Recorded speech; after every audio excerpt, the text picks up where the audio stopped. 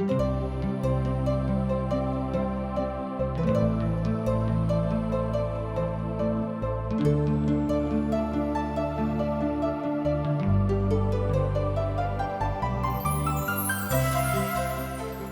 दिन मनुखा के जीवन पापा के कारणे नाना प्रकार के चिंता, दुख आ अशांति में पड़ क नीक राह सँ भटक गेला अछि। हुनका नहीं मालूम छनि कि कोना क नीक राह में आबी। यह लेल TWR इंडिया आशक इजोत कार्यक्रम प्रस्तुत क रहल छथि। यह अहाँ के अनंत जीवन आरो उद्धार के राह पर चलवा के लेल तैयार क रहल छथि। कृपया क अहाँ देखू, सुनू, जाहिसँ परमेश्वर अहाँ के जीवन जिंदगी के नीक राह बनाबैत रहथिन। आशा के इजोत मैथिली कार्यक्रम में हम एक बेर और अहाँ के अभिनंदन प्रभु यीशु मसीह के मीठ आ पवित्र नाम से कह रहल छी। हमरा सब आजुक दिन नीति वचनक पोथी के महान अध्याय में आबि गेल छी, अर्थात 21वां अध्याय के एहि पोथी के महान अध्याय बतावल गेल अछि। हालांकि परमेश्वरक सबटा वचन महान अछि। विशेष क के जन हमरा लोकनि अध्ययन करैत छी तऽ बहुत बातक सिखबाक प्रयास करैत छी। एहि तरह 21वां अध्याय के एकटा महान अध्याय बतावल गेल अछि। एहि अध्याय के एक पद के देखियौ। राजाक मोन नदीक जलक जकाँ यहोवा के हाथ में रहैत अछि। ओ जेम्हर चाहैत छथि ओम्हरे मोड़ दैत छथि। एहि बातक अहाँ बुझि सकैत छी कि परमेश्वरक इच्छा के बिनु राजो अपन काज नहि कऽ सकैत छथि। ओ जेना चाहैत छथि तेना राजा के चलाबैत छथिन। एकटा मनुख जे मिस्रक फिरौनक जकाँ भऽ सकैत अछि, ओ बेबीलोनक राजाक जकाँ भऽ सकैत छथि। ओ बड़ निरंकुश छलाह। रोमोक सीजर जकाँ भऽ सकैत छथि जे भ्रष्ट राजा छलाह। एहि तरहक बातक हमरा लोकनि इतिहासक पोथी सँ देखैत छी। मुदा बहुत राजा एहनो भेल रहथि जे महान छलाह आ परमेश्वरक नजरी में ओ बड़ आदरक पात्र छलाह। एहि बातक हमरा लोकनि पवित्र पोथी बाइबिल में देखैत छी जे आदर यहोशापात के भेटल रहनि। मुदा बहुत राजा छथि जे खूब निरंकुश भऽ सकैत छथि, अत्याचारी भऽ सकैत छथि। एकर मतलब ई नहि भेलै कि ओहि राजा के परमेश्वर छोड़ि देने छथिन कि अहाँ अत्याचार करू, अहाँ निरंकुश भऽ जाउ। ओही तरह खराब वा नीक एहि संसार में बहुत तरहक लोक छथि, आजुक युग में छथि। कहक अर्थ यह अछि जे अहाँ कतौ मजबूत भऽ जाउ, अहाँ कतौ जाकर स्वयं के मजबूत कऽ लियौ, अहाँ कतबो स्वयं के प्रगाढ़ मजबूत कऽ लियौ, एहिके बादो अहाँक नियंत्रण प्रभुक हाथ में अछि। प्रभुक नजरि अहाँके ऊपर अछि। प्रभुक नजरीक अहाँ ततेक कमजोर नहि बुझियौ। अहाँ प्रभुक ऊपर विश्वास करनाइ जँ बिसरा देबेक तऽ अहू बातक जानकारी प्रभुक तत्क्षण भऽ जाइत छनि कि ई मनुख हमरा ऊपर विश्वास करनाइ छोड़ि देने अछि। यहोवाक मोन नीक लोकक लग लागल रहैत छनि आ विश्वासी लोकक दिस हुनक मोन ताकैत रहैत छनि। हुनक आँखि विश्वासी लोकक ऊपर लागल रहैत छनि। कोनो राजा, कोनो निरंकुश शक्तिशाली सेनाधिकारी परमेश्वरक जकाँ असगरे काज नहि कऽ सकैत छथि। ध्यान दियौ, कोनो राजा, कोनो निरंकुश शक्तिशाली सेनाधिकारी परमेश्वरक जकाँ असगरे काज नहि कऽ सकैत छथि। बहुत ठाम अहाँ परमेश्वरक ऊपर विश्वास करऽ वाला बड़ नीक योद्धा बनि सकैत छी। मनुखक सबटा चाल चलन अपना नजरी में नीक होइत अछि, मुदा यहोवा मनोक जांचैत छथि। एहि बातक अहाँ एहिठाम 2 पद में देख सकैत छी। एक बेर आर देखियौ कि मनुखक सबटा चाल चलन अपना नजरी में नीक होइत अछि, मुदा यहोवा मनक जांचैत छथि। यहोवा शब्द परमेश्वरक लेल अछि, जेना अहाँ तऽ सीख गेल छी। अब एहिठाम पुनः मनुखक नीति धार्मिकता के बतावल गेल अछि। एहिठाम बहुत मनुख छथि जे बुझैत छथिन कि हम कोनो काज करैत छी तऽ अनर्गल नहि कऽ रहलहुँ हैं। कोनो काज जे करैत छी हम परमेश्वरक जकाँ नहि, मुदा मनुखक जकाँ कऽ रहल छी, मुदा हमर काज नीक अछि। ई घमंड मनुख के रहैत छनि, किएक तो ज्ञानी मनुख स्वयं के बुझैत छथि।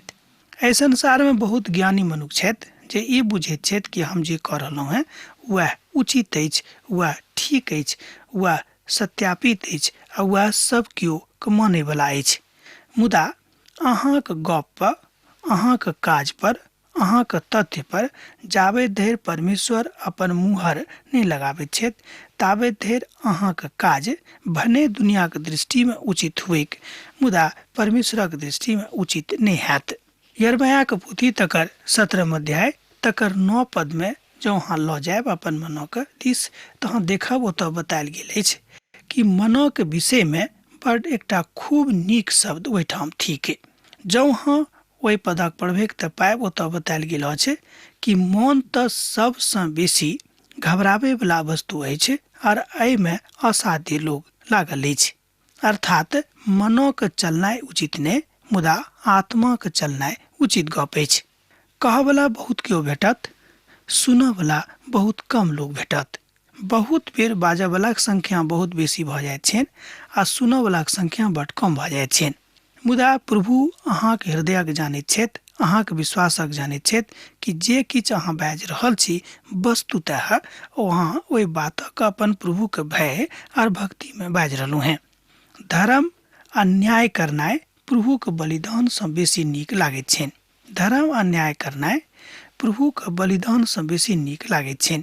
एहिठाम प्रभुक वचन बाजैत अछि कि अहाँ धर्मक काज कऽ रहलहुँ हैं, अहाँ न्यायक काज कऽ रहलहुँ हैं, ई बड्ड उचित गप अछि।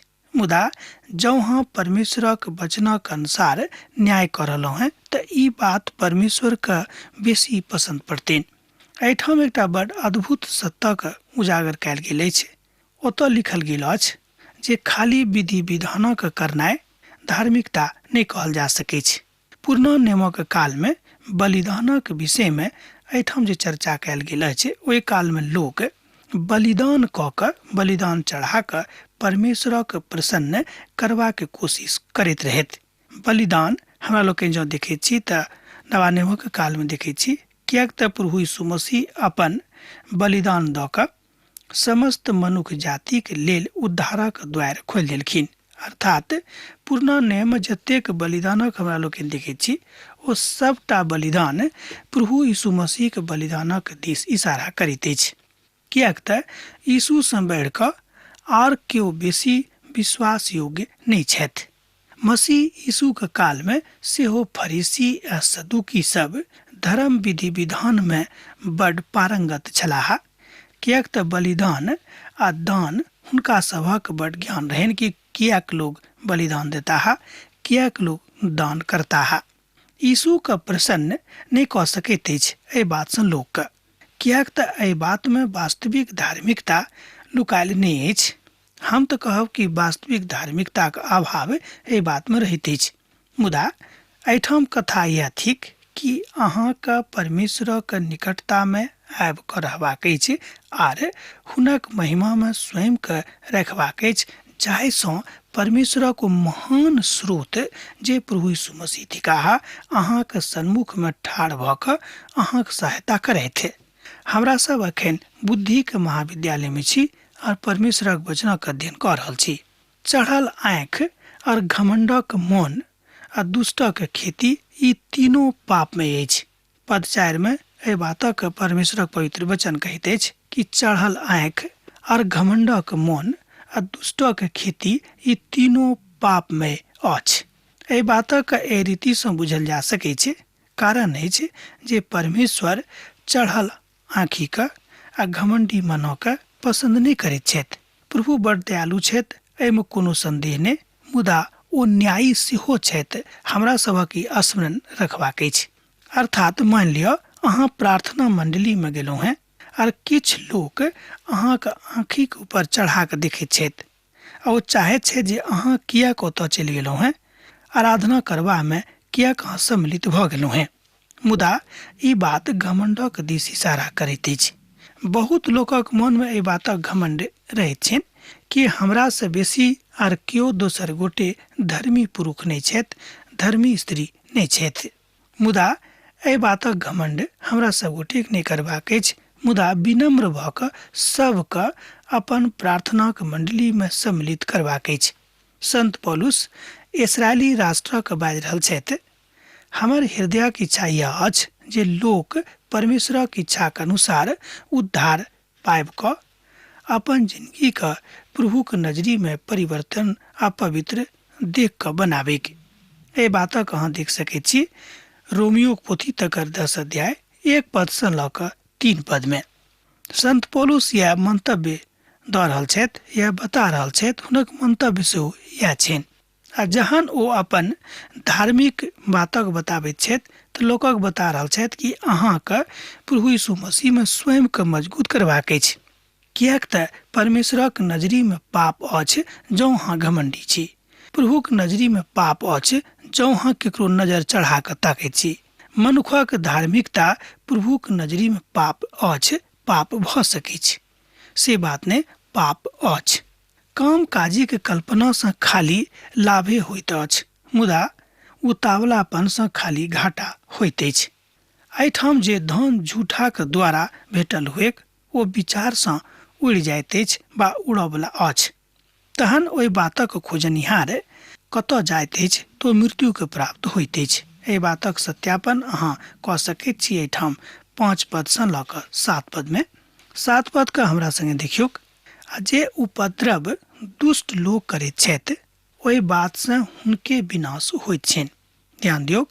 आ जे उपद्रव दुष्ट लोग करैत छथि ओहि बात से हुनके विनाश होइत छनि, किएक तऽ ओ न्यायक काज करलासँ इनकार करैत छथि।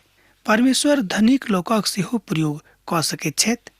जँ हुनक धन बड़ उचित रीतिसँ कमायल गेल छनि तहन धनिक भेनाइ कोनो पाप नहि भेल। मूल बात अछि जे धन कोनो रीतिसँ कमावल गेल अछि, अर्थात अहाँक लग जे धन अछि तकरा अहाँ कोन रीतिसँ कमौने छी। आ जँ धनिक अपन धनक अनुचित रीतिसँ कमौने छथि तहन प्रभु परमेश्वर एहि बातक लऽ कऽ हुनकासँ प्रेम नहि करताह आ नहि ओ हुनक धनक प्रयोग कऽ सकैत छथि। धार्मिक सभामे आबि सकैत छी, मुदा अहाँक अनुभव ई रहबाक चाही कि एहिठाम पवित्र लोक छथि और अहूँके पवित्रताके साथ व्यवहार ओतऽ करबाक अछि।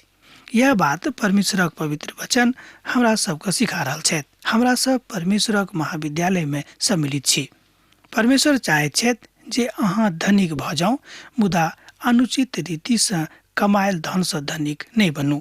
एक बेर ध्यान दियौ। परमेश्वर चाहैत छथि कि अहाँ धनिक भऽ जाउ, मुदा अनुचित रीतिसँ धन कमा कऽ अहाँ धनी नहि बनू। पापसँ लादल मनुखक बाट बड़ टेढ़ होइत अछि, मुदा जे पवित्र छथि हुनक कर्म सोझ होइत छनि। एहि बातक अहाँ एहिठाम देख सकैत छी पद 8 में। एहि बातक दोसर रीतिसँ बाजल जा सकैत छै जे दुष्ट लोकक बाट पापसँ भरल रहैत अछि, किएक तऽ दोखी मनुख बड़ दुष्ट होइत छथि। आ जँ अहाँ परमेश्वरक संगे ठीक छी तऽ ई बात मनुखक जिंदगी में काज करैत अछि। पैघ नमहर आ चौड़ा बाड़ी में झगड़ा करऽ वाली पत्नीक संग रहनाइ सँ नीक होइत अछि जे घरक कोने में रहनाइ उचित अछि। अहू तरहक अनुभव अहाँके भेटल हैत कि मान लियौ जँ अहाँक पत्नी खूब झगड़ा करऽ वाली अछि तऽ ऐसा उचित हैत कि अहाँ कतौ घरके कोना में पड़ल रहू आ ओतऽ परमेश्वरक संगति में स्वयं के राखि कऽ आ प्रार्थना के साथ अपन जिंदगी के आगाँ बढ़ाऊ। ऐसे नहि कि अहाँ पत्नीक संगे बैस कऽ झगड़ा करू आ लोग ई बुझे कि देखियौ दोनों कतेक झगड़ा करैत छथि। एहि बातसँ अहूँके घाटा हैत। एहि बातसँ अहाँके आत्मिक जिंदगी सेहो नष्ट हैत।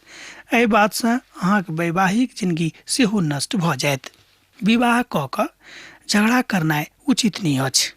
दोसर गप में विवाह एहन स्त्री से नहीं करू जे स्त्री झगड़ालू अछि। पत्नीक संग रहनाइ उचित अछि, मुदा झगड़ा करनाइ कहियो उचित नहीं अछि।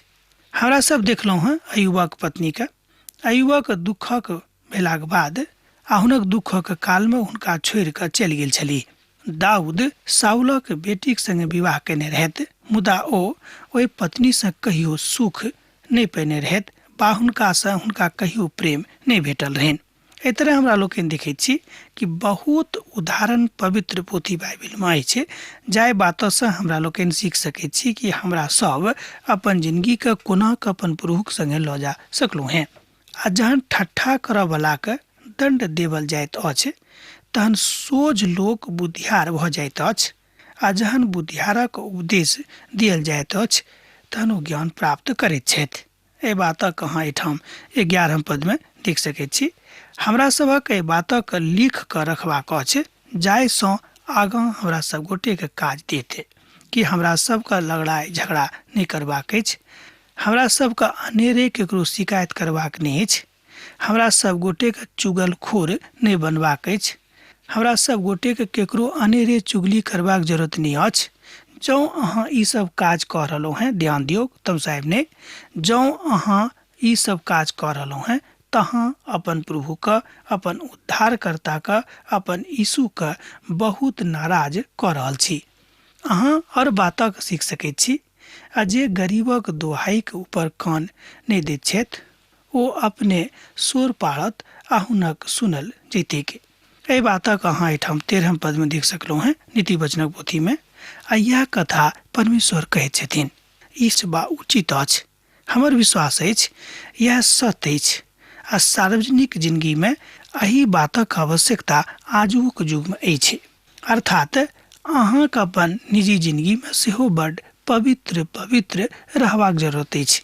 गुप्त देवल गेल भेंट सँ तामस ठंडा भऽ जाइत अछि और लुका के देवल गेल घूस सँ बड जलजलाहट होइत अछि। एहि बातक अहाँ एहिठाम पद 14 में देखैत छी। स्मरण होइत जहन बहुत लोग बरखक बाद याकूबक हरान में घुरि कऽ आयल छलाह तऽ हुनका मालूम रहनि जे लोक सब हुनका संगे छथि बा ओ हुनका लग आयल छथि कि नहि। ई हुनका मालूम छलनि जे ओ हुनका तऽ से एक समान करबाक रहनि जहन ओ अपन पिता के धोखा दऽ कऽ अपन जन्मक अधिकार गमा देने रहथि। ओ ईसे सँ पहिने अपन भेंट पठा देने छलाह, मुदा परमेश्वर ईसे के अवधारणा के ओहि कथा के बतौने रहथि। लोभ भेलाक बाद मनुख गलत काज कऽ सकैत छथि, मनुख धोखा दऽ सकैत छथि, मनुख खसि सकैत छथि। अर्थात आराम सँ अहाँ खसि जायब जौं अहाँके मोन कोनो तरहक लोभ में चलि जायत। माफ करनाइ सीखू। एकटा बात एहिठाम हमरा लोकनि परमेश्वरक महाविद्यालय में सीख रहल छी कि माफ करनाइ सीखू, कियाक तऽ माफ करनाइ बड गलत बातक दिस ने मुदा बड उचित बातक दिस लऽ जाइत अछि। हमरा सभक माफ करबाक अछि, हमरा सभक सीखबाक अछि कि हमरा सब माफ करैत रहबै। कारण अछि परमेश्वरक पुत्र प्रभु यीशु मसीह माफ करनाइ हमरा सब गोटे के सिखौने छथि। परमेश्वरक पुत्र प्रभु यीशु मसीह में हमरा सबके माफ करबाक अछि। जे केओ गलती कऽ देने छथि हुनको आ जे केओ गलती कऽ रहल छथि हुनको हमरा सबके माफ करबाक अछि। न्यायक काजक करनाइ धरतीक ऊपर महान बात अछि। आनंद एहि बात से हैत मुदा अनर्थकारीक विनाश भऽ जेतैक। एहिठाम कियाक हम बाजि रहलहुँ हैं कि परमेश्वर बाजने छथि कि न्याय हमरा करबाक अछि, बदला हमरा लेबाक अछि, अहाँ बदला लेबाक विचार नहि राखियौक। आ जे केओ बदला लेबाक विचार राखैत छथि प्रभु हुनका छोड़ि देथिन आर हुनक न्याय नहि हेतैक। अर्थात अनेरे अहाँ अपन न्याय के नहि देखलहुँ हैं। आ जे मनुख ज्ञानक बाट सँ भटक जायक ओकर स्थान मुअल लोकक बीच में होइते। एहि बातक अहाँ एहिठाम पद 16 में देख सकैत छी। एहि बातक एहिठाम बड़ स्पष्टता के साथ बतायल गेल अछि। परमेश्वर एहिठाम बाजि रहल छथि जे केओ साधारण मनुख अपराधिक बाटक नहि बदलि सकैत छथि हुनक पहिचान करबाक अछि। हुनका सभक परमेश्वरक वचनक आवश्यकता छनि आ जे केओ गलत दिशा में चलि गेल छथि मुदा ओ सबके प्रभुक जिंदगी में आनबाक आवश्यकता अछि। ई काज अहाँके अछि, ई काज हमर अछि। मान लियो अहाँके पड़ोसी, अहाँके भाई बंधु ई काज कऽ रहल छथि तऽ हुनका अहाँ परमेश्वरक नजरी सँ दूर नहि करियौक, मुदा हुनका अहाँ परमेश्वरक नजरी में आनबाक प्रयास करियौक आ हुनका लेल प्रार्थना करियौक। जे केओ एहि तरहक बात कऽ रहल छथि, जे केओ पिता परमेश्वर सँ एहि तरहक बातक मांग कऽ रहल छथि, ई सुनि कऽ पिता परमेश्वर के बड शांति भेटतनि, बड आनंद भेटतनि कि हमर धियापुता हमर बातक सीख गेल छथि आर ओहि तरहक व्यवहार कऽ रहल छथि। नीति वचनक पोथी तकर 21 अध्याय और तकर 17 पद एहि बातक बड स्पष्टता के साथ बखान करैत अछि। हमरा सभक परंपरावादी समाज में मनोरंजनक बड महत्वपूर्ण स्थान अछि आ लोक सब तरह तरह मनोरंजन करैत छथि। हम ई नहि कहै छी कि मनोरंजन करनाइ उचित गप नहि थिक, मुदा जाय बात सँ प्रभुक तकलीफ होइत छनि से बात अहाँ नहि करब। किएक तऽ मनोरंजन करे में हमरा लोकनि बहुत बेर जेना पहिनैयो बाजने छलहुँ हेँ कि मदिरा पान करैत छी और तरह तरहक अनुचित काज करनाइ आरम्भ कऽ दैत छी। लोक पूछत कि यौ अहाँ किया ई कऽ रहलहुँ हँ, तऽ अहाँ कहबै जे हम मनोरंजन कऽ रहल छी। एहि तरहक मनोरंजन से प्रभुक बड्ड नारुष्ट अहाँ कऽ रहल छी। एहि तरहक मनोरंजन से अहाँ प्रभु से अलग भऽ रहल छी। एहि तरहक मनोरंजन से अहाँ अपन उद्धारकर्ता अपन यीशु मसीह के नारुष्ट कऽ रहल छी, जे उचित कोनो रीति से नहि अछि। दुष्ट लोक धर्मीक छुड़ौती रहैत अछि आ विश्वासघाती सोझ लोकक कारणे दंड भोगैत अछि। एहि बातक अहाँ एहिठाम देख सकैत छी पद 18 में। हमरा संगे एहि पदक एक बेर आर देखियौ कि दुष्ट लोग धर्मीक छुड़ौती ठहरैत अछि आ विश्वासघाती सोझ लोकक कारणे दंड भोगैत अछि। एहि बातक एहिठाम बतायल गेल अछि नीति वचनक पोथी तकर 21 अध्याय और तकर 18 पद में। हमरा सब देखे छी कि बहुत बेर मदिरा पान कऽ कऽ स्वयं का अपन जिंदगी के बर्बाद करैत रहे छी, जे प्रभु के पसंद नहीं छनि।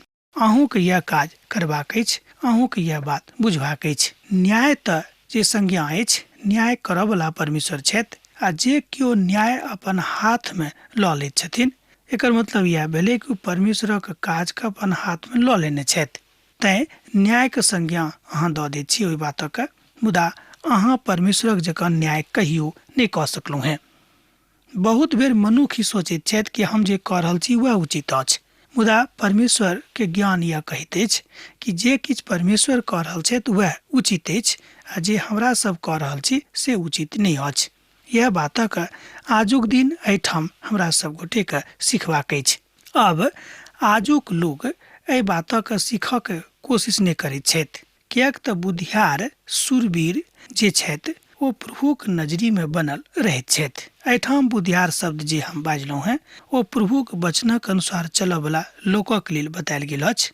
शूरवीर हुनके कहल गेल छनि जे परमेश्वरक राजा के बढ़ोतरी के लेल काज कऽ रहल छथि, अर्थात नगरी के रखवाला हुनके कहल गेल छनि जे यीशु मसीह के आज्ञा के अनुसार अपन गामक लेल अपन समाजक लेल काज कऽ रहल छथि, प्रार्थना कऽ रहल छथि।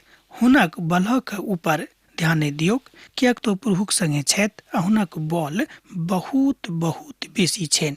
जतेक अहाँ देखैत छी, जतेक अहाँ सोचैत छी, ओहिसँ बहुत बहुत बढ़ि कऽ छनि, किएक तऽ हुनक भरोसा हुनक परमेश्वरक ऊपर छनि। प्रभु अहाँक संगे रहथि, यह हमर इच्छा अछि।